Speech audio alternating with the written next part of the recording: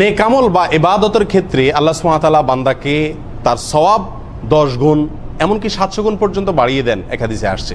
কিন্তু গুনাহের ব্যাপারে আমরা জানি সাধারণত বান্দা একটি অন্যায় করলে তার জন্য একটি অন্যায় লেখা হয়, একটি অন্যায়ের শাস্তি তার প্রাপ্য থাকে, একাধিক থাকে না। সওয়াবের ক্ষেত্রে আল্লাহ তাআলা বাড়িয়ে দেন, এটা বান্দার প্রতি আল্লাহ সুবহানাহু ওয়া তাআলা যে আরহামুর রাহিমিন তার প্রমাণ। কিন্তু গুনাহের ক্ষেত্রে, অপরাধের ক্ষেত্রে এরকম একটা অপরাধ আছে। সে অপরাধ প্রসঙ্গে মুসনাদে আহমদের এক হাদিসে বর্ণিত হয়েছে, মিকদাদ ইবনে আসওয়াদ রাদিয়াল্লাহু আনহু হাদিসটি বর্ণনা করেছেন এবং হাদিসটি বিশুদ্ধ সূত্রে বর্ণিত হয়েছে। রাসূল আকরাম সাল্লাল্লাহু আলাইহি ওয়াসাল্লাম একবার সাহাবা একরামকে জিজ্ঞাসা করলেন যে জেনা করা কারোর প্রতি এটাকে তোমরা কিভাবে দেখো? সাহাবা একরাম বললেন, ইয়া রাসূলুল্লাহ, এটা তো হারাম, আল্লাহ তাআলা হারাম করেছেন, বড় অপরাধ সমূহের মধ্যে থেকে একটা, অনেক বড় অন্যায়। নবী আলাইহিস সালাম বলেছেন, প্রতিবেশীর যে কোনো এক মহিলার সাথে জেনা করা অন্য 10 জন মহিলার সাথে জেনা করার চাইতেও বেশি জঘন্য। এবং তিনি আরো বলেছেন, প্রতিবেশীর কোনো কিছু চুরি করা এটা অন্য 10টা চুরি, অন্য 10টা ঘর চুরি করলে, ঘরে চুরি করলে যে অপরাধ হতো তার চাইতে বেশি অপরাধের।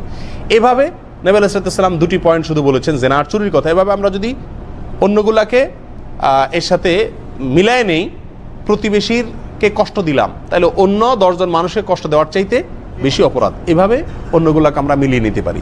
খোলাসা কথা হলো, প্রতিবেশীর সাথে কোনো প্রকার অসদাচরণ করা, তার কোনো প্রকার হক নষ্ট করা, এটা ওই অপরাধটি অন্য কোনো জায়গায় 10 বার করলে যেরকম গুনাহ হইতো তার চাইতেও বেশি গুনাহের, বেশি ভয়াবহ এবং জঘন্য। অথচ বেশিরভাগ লোকেরাই আমরা প্রতিবেশীদেরকে নানাভাবে হয় কষ্ট দিয়ে থাকি, অথবা সম্পর্ক নাই, অথবা কথাবার্তা নাই, অথবা ঠেলাঠেলি হয়। এক কথা, প্রতিবেশীর হক আমরা নষ্ট করে থাকি। প্রিয় বন্ধুগণ, এই জন্য এই গুনাহের ব্যাপারে আমাদের খুব বেশি সচেতন থাকা উচিত, খুব বেশি সাবধান থাকা উচিত যে আমার দ্বারায় প্রতিবেশী বা আমার আশেপাশে যারা থাকেন, প্রতিবেশী বলতে আমার স্থায়ী প্রতিবেশী হওয়া কোনো জরুরি না। আমি এক জায়গায় ভাড়া আছি, আমার পাশের ভাড়াটিয়া, পাশের ফ্ল্যাট আলা, সে আমার প্রতিবেশী। আমি একটা বিল্ডিংয়ে আছি, পাশের বিল্ডিং আলা আমার প্রতিবেশী।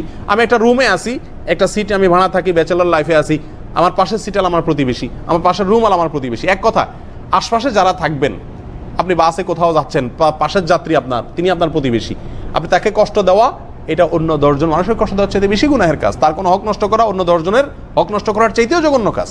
বিধায় প্রতিবেশীর হকের বিষয়ে কত বেশি সাবধান আমাদের হওয়া উচিত এই হাদিস থেকে আমরা বুঝতে পারি। আর এই গুনাহটার সাজা আল্লাহ সুবহানাহু ওয়া তাআলার কাছে 10 গুণেরও বেশি। আল্লাহ তাআলা আমাদের সবাইকে প্রতিবেশীর হকের উপরে বেশি বেশি সাবধান হওয়ার তৌফিক দান করুন। জাযাকুমুল্লাহ ওয়া আখিরু দাওয়ানা আলহামদুলিল্লাহ।